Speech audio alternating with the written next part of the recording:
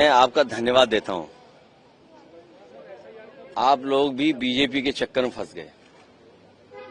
मैं आपसे, क्योंकि ये धार्मिक लोग हैं जो मेरे बगल में खड़े हैं, मुझे नहीं पता था कि आप लोग मिल लेंगे, मुझे मुलाकात हो जाएगी आपसे और एक ऐसा सवाल आएगा।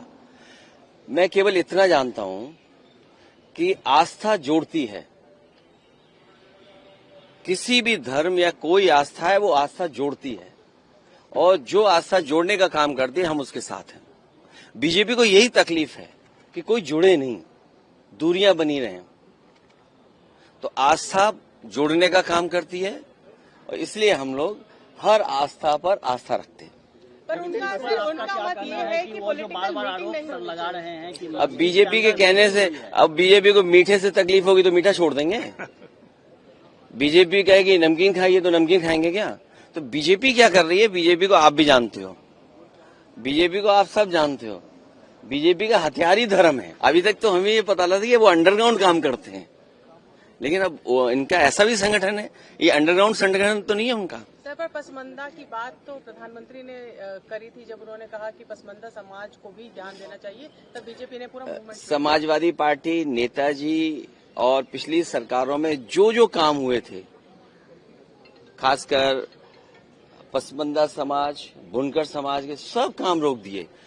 अब एक काम कर दें बीजेपी के लोग, अगर इतना उनके अंदर है पसमंदा समाज के लिए, कि जो नेताजी ने कभी और समाजवादी पार्टी ने बिजली फ्री की थी, वो बिजली फ्री कर दें।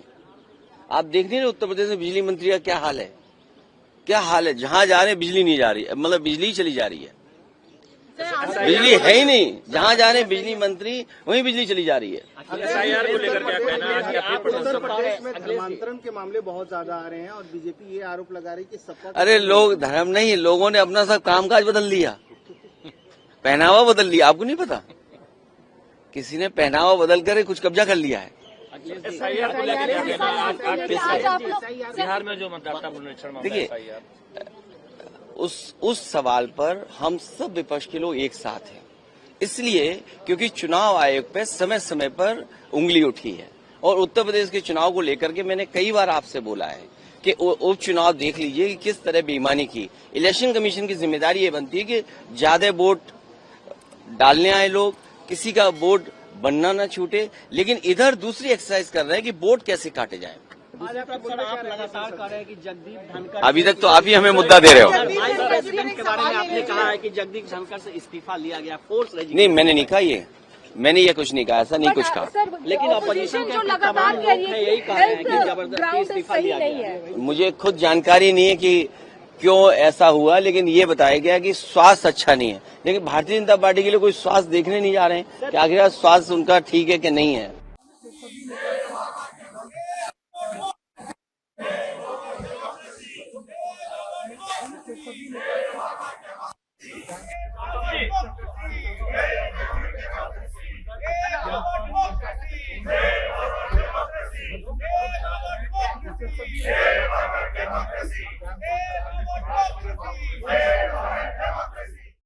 अगर आप ये वीडियो YouTube पर देख रहे हैं तो हमारे चैनल को सब्सक्राइब कर बेल आइकन दबाएं और Facebook पर देख रहे हैं तो हमारे पेज को लाइक करें।